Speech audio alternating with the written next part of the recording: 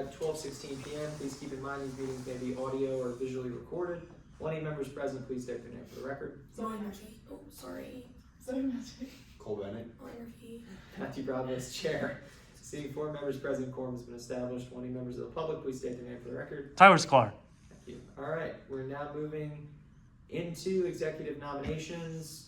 The format for this executive nomination for a Supreme Court Justice position is 5 minutes for the qualifications, 5 minutes of debate on the nominee, in line for a vote on the nominee after. So we will begin with reading the qualifications and application of Grace Kessinger. Who would like to do the timer? Sorry. I can. Also, point of information. Yep. Is it Grace or Carol? Because I'm seeing both. Grace. Does Grace. she go by Carol? I don't know. Okay. I only see Grace. Grace. Yeah, Grace Carol Carol. right there. Oops. Carol. But also Grace. Like their emails. CK. Oh, I see that. Yeah, on her email. Does it matter? Grace is on every other now. Okay. Because she applied to, it says student user Grace Kessinger, and she sent all application materials under the name Grace Okay. Kessinger. Sounds good. So it could be like one of those scenarios where she had a name change, she could have a legal name change. Okay. Goes by her middle name. Or sometimes the it's- university lets you go by a name. Right, that's not your official one. Gotcha. So, Okay. never know. Alright, 5 minutes beginning now.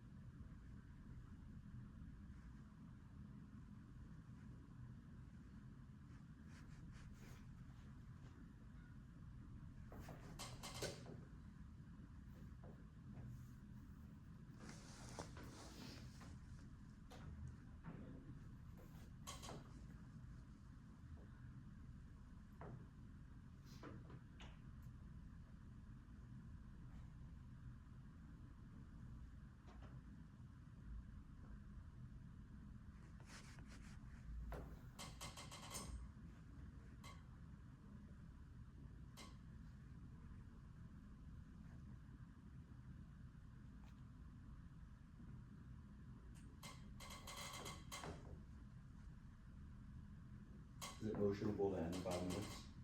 Well, I mean, if everybody's done reading, we can go from there. Okay. Alright, and we had prior time to review this applicant as well, so. Alright, so seeing that we are done with the, hold on. Sorry. Seeing that we've looked through the qualifications of the nominee, both here and when they were sent, we now have 5 minutes of debate on the nominee. Do I hear any debate? I guess I can go ahead and start. I mean, just looking at her resume and past experiences, I mean, she's been a legal writing teaching assistant, a research assistant so far at Levin College of Law. I mean, she's a Law Association for Women Special Events Chair and a sexual representative. She has experience in the courtroom as well, working in the Bronx District's Attorney Office as a legal intern. She even notes that she spoke on the record for court appearances to make an update for cases and research and wrote memoranda of law. Pretty much everything from my experience that I can see will be very, very helpful for her to be in this position between her experiences and motivations. I agree. I think just looking even through her like application questions, highlighting the fact that she's been able to go through like as a research editor these cases that are like pages and pages long, coming through finding all the important information is pretty important, especially for the position that she would be going into should we nominate her. And so I think that particularly out of all of her experience, the research editor is going to be the most helpful. And then just being able to work in all of these positions with different courts kind of shows her the importance of being unbiased when it comes to being a justice. So just all that in mind, I think she would make a great nomination for this open seat. Yeah, I second everything you guys have said. You touched on a lot of the things that I wanted to talk about, but yeah, overall her experience and her dedication and just like what Molly was saying, the unbiased representation, I think is all really good experience. And her resume is insane. All right. Do I hear any further debate on the nominee? All right, hearing none, we are now in line for a vote for recommending Grace Kessinger for the open Supreme Court seat. So we'll do all those in favor and against. All those in favor of the nomination? Aye. Or raise a hand, Steve. Okay, that's 3. All those opposed? That's none. Okay, I abstain as chair. So by a vote of 3-0, Grace Kessinger is nominated for the Supreme Court seat, or Supreme Court open seat, excuse me. So we're now in line for hearing the Student Housing University Committee application of Fatima Akinola. So this is different than those others where we go through qualifications and nominee, as that has already been done. The student committees are nominated by a combination of review from the student body president and the president of the University of Florida. And Fatima was sent our way. Again, I apologize if I mispronounce this applicant's name, but Fatima was sent to us